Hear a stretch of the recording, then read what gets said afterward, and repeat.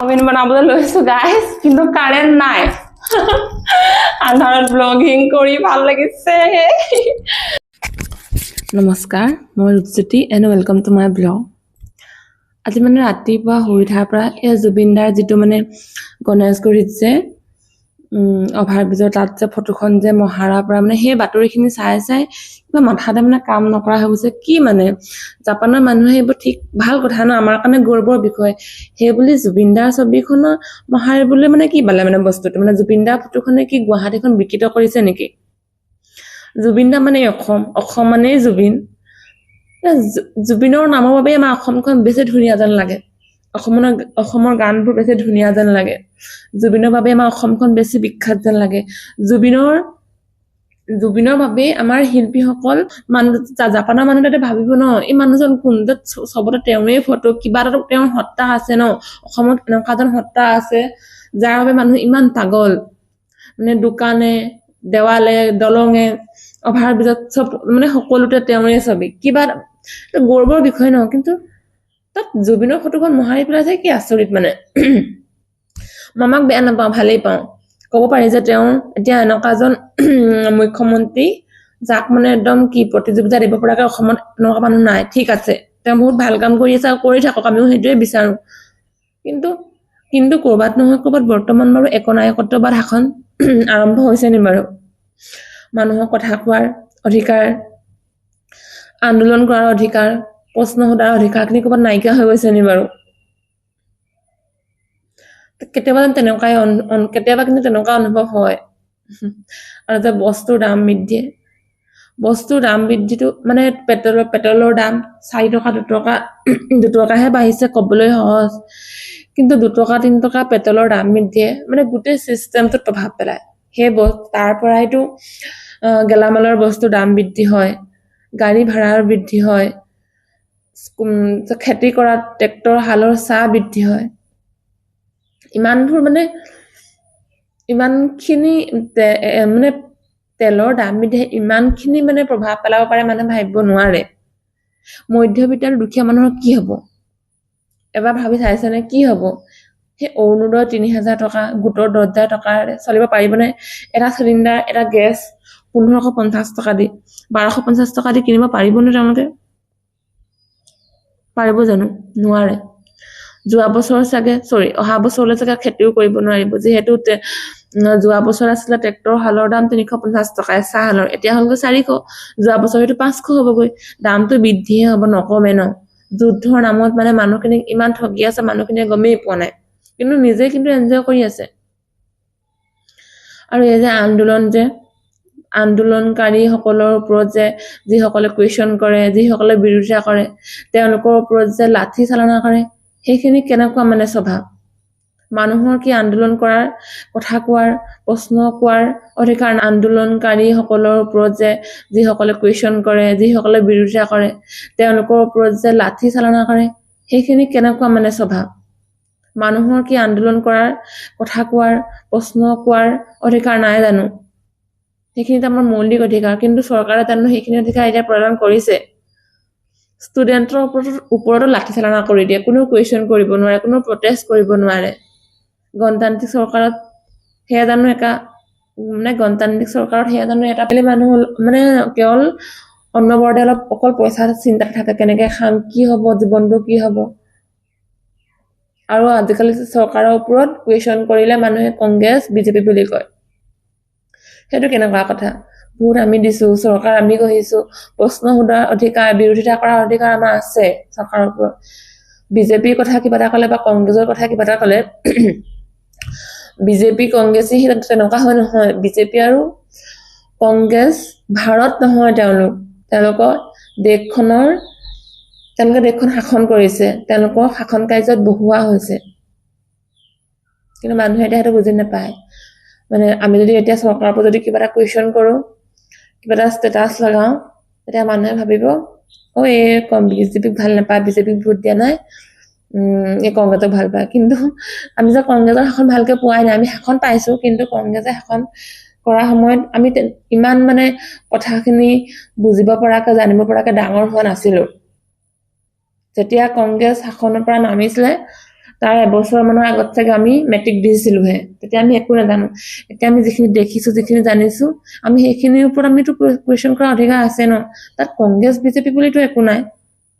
মানুহে আজিকালি মানে চৰকাৰক মানে পূজা কৰে একদম দেই, একদম মানে এনেকে হাতৰ কি চাকি দিয়া লৈ পিনি মানুহে ভগৱানকো সিমান মানে প্ৰাৰ্থনা নকৰে। আজিকালি চৰকাৰক যিমান মানে একদম মানুহে প্ৰাৰ্থনা কৰে, একদম ভগৱানৰ নিচিনা পূজা কৰে। অ'কে, মায়ে মই এতিয়া যাওঁ ভণ্টিহঁতৰ ঘৰলে, কিন্তু কালি যে চশমাযোৰ আনিছিলো মাক দিয়াই নাই। এতিয়া মাক দি পিনে ৰিয়েকশ্যনটো চাওঁ, পিন্ধে নে নিপিন্ধে। অ' মা হ'ল নেকি? হা হ'ল?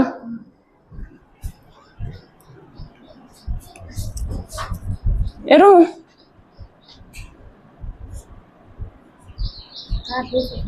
চশমা চাওঁ, পিন্ধি চাওঁ, পিন্ধি দেখা। চশমাযোৰ পিন্ধিবই লাগিব, ভাল লাগিছে সঁচাকে। অকণ সেই ডাঙৰ ডাঙৰ নিচিনা। কালি মই পিন্ধি চাইছিলো, বেয়া পাৱাৰ আছে, পাৱাৰ বহুত আছে গম পাওঁ। কালি মই পিন্ধি চাইছিলো কিবা লাগি গ'লগে এনেকে চকুৰে। পিন্ধি থাকিব দেই। আমাৰ অপৰাজিতা ফুলিছে আৰু তাকে মাক দেখুৱাইছো। ক'ত দুখ পালা কৈ দিয়া মোক, ক'ত দুখ পালা কৈ দিয়া।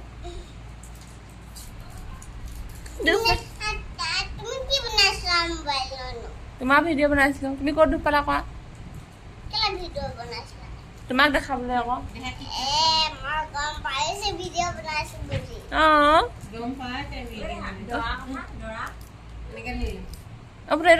হেৰি নেল পলিচটো কোনে আনিলে?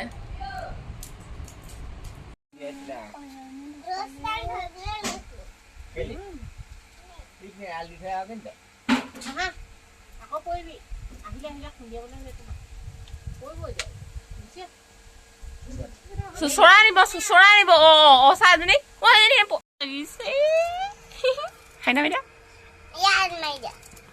ইয়াত মাৰি দিম।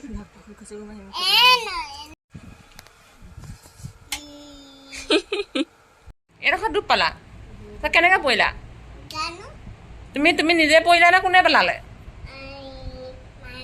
মায়ে পেলালে। আকৌ দৈ পেলালে বোলে।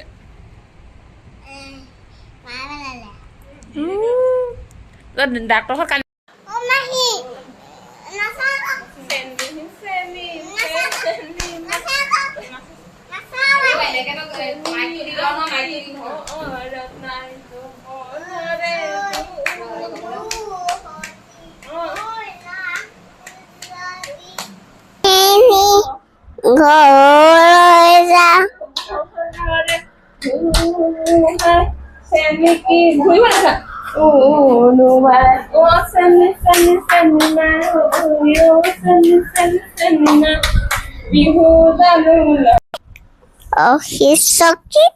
কৰিব তাৰপিছত যে তিয়কৰ শিৱসাগৰ সেই যোৰহাটৰ নাপাৰ হেৰা চেনী ঐ বহাগে পালে চেনী ঐ চেনী ঐ বহাগে পালে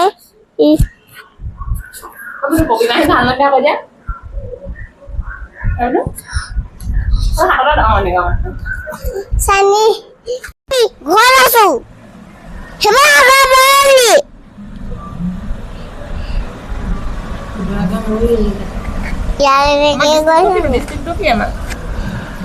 যোৰহাট থানা মই তিয়ক থানা magic Bihu Simaluguri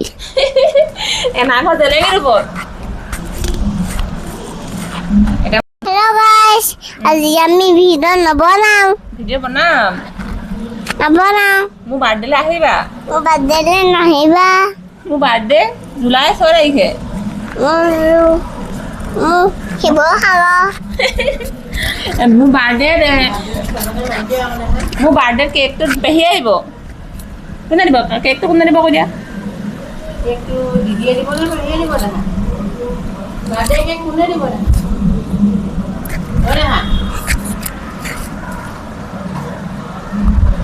Hello, hello. Me. কলি বুলি কয় Poppy Koli. মামা Kola. দিদি Gu. বলছো হেই দে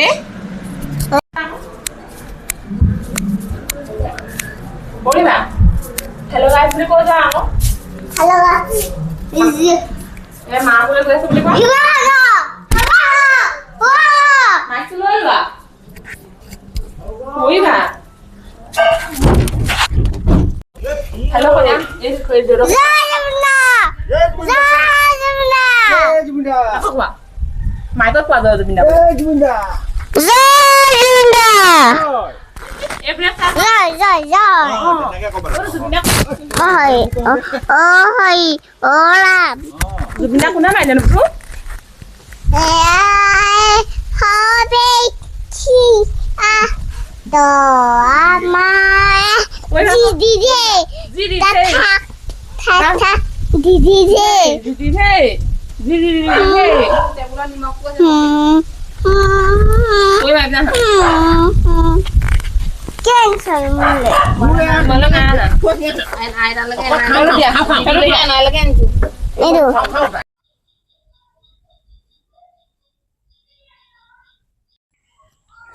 মন্ত্ৰী ঘৰৰ পৰা পাই গ'লোহি এতিয়া কিবা এটা খাব মন গৈছে চ' ভাবিছোঁ কিবা এটা বনাওঁ বুলি কি বনাম চাওমিন বনাম দেখাম চাওমিন খাওঁ চ' যোগাৰ কৰি লওঁ একদম চিম্পুলকৈ পাত একদম জ্বলাকৈ খাবলৈ মন হৈছে একদম জ্বলা চ' প্ৰথম ইনগ্ৰিডিয়েণ্টটো হৈছে নৰসিংহ পাত মেইন মই পাতখিনি প্ৰথমে ছিঙি লওঁ ৰ'ব চাওমিন বনাবলৈ লৈছোঁ গাইজ কিন্তু কাৰেণ্ট নাই আন্ধাৰত ব্লগিং কৰি ভাল লাগিছে মই চাওমিনখিনি চাই লৈ তুমি কি হ'ল ঠিক নাই আন্ধাৰ কাৰেণ্ট নাই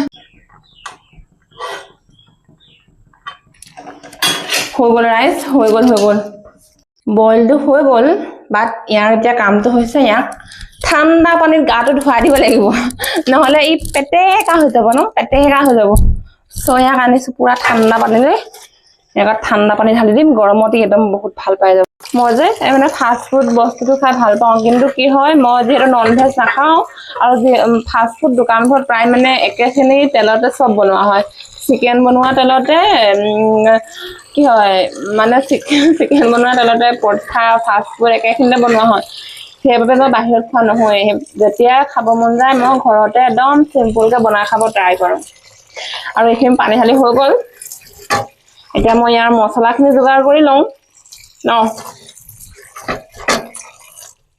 আৰু কাৰেণ্ট গ'ল আৰু আমাৰ ইনভাৰ্টাৰ নাই আৰু আমাৰ পিছফালখন দেখিছেনে পানী হৈছে আৰু মই যিহেতু কাৰেণ্ট নাই আৰু মোবাইলত চাৰ্জ নাই বাট মই শ্বুট কৰি আছোঁ কাৰণ মই শ্বুট কৰিব বিচাৰোঁ সেইবাবে মই বনাম এতিয়া মই বনাম চাওমিনত মই দিম মছলা হিচাপে নৰসিংহ আদা নহৰু জলকীয়া বছ সিমানেই তাতকৈ আৰু একো নহয় আৰু অকণমান চয়া চচ কাৰেণ্ট নাই মই দেখাব নোৱাৰোঁ চ' সেই বস্তুটো কৰি লওঁ নেকি গিলাচত খুন্দিছোঁ খুন্দা নাই আমাৰ আৰু ইয়াত আছে আদা নহৰু পিঁয়াজ জলকীয়া খানাব সিমানে আছে আৰু কিবা আছে নি আৰু এইখিনি পিঁয়াজ আৰু ৰ'ব এইখিনি পায়স মায়ে সকামৰ পৰা আনিছে হ'ব ৰিফাইন দিলোঁ ৰিফাইনত প্ৰথমতে মই আদা নহৰু আৰু নৰসিংহ পাতৰ যিটো পেষ্ট বনাইছিলোঁ তাৰ চামুচ দিম মই প্ৰথমতে পিঁয়াজ নিদিওঁ পিঁয়াজ মানে চাওমিনখিনি হোৱাৰ অলপ সময়ৰ আগত পিঁয়াজ দিওঁ তেতিয়া খাবলৈ টেষ্টটো অলপ বেছি ভাল লাগে মানে নৰসিংহ পাতৰ টেষ্ট আহে আদাৰ টেষ্ট আহে বহুত ধুনীয়া হয় আৰু নহৰু ফাষ্ট ফুডত নিদিয়ে কিন্তু আমি ঘৰত খাওঁ সেইকাৰণে দিওঁ সেয়াই আৰু একদম চিম্পুল সহজ এয়া আমি পেষ্টটো আৰু লগালগ চাওমিনখিনি দিয়ে দিছোঁ অলপ জ্বলিয়ে গ'ল নেকি ঠিক নাই কোন নাই আৰু মই এতিয়া ইয়াত গোটেই পেষ্টখিনি দি দিছোঁ দেখিলে সেউজীয়া হৈ থাকিব খাবলৈও টেষ্ট বহুত ধুনীয়া গোন্ধ এটা ওলাই বাৰু তাৰপাছত ইয়াত দিছোঁ নিমখ কম হ'ব নি বাৰু ওকে এতিয়া ইয়াত দিছো সয়া সস কিন্তু সয়া সস মানে ওলাবলৈ ইচ্ছা নাই ওলাইছে বোলে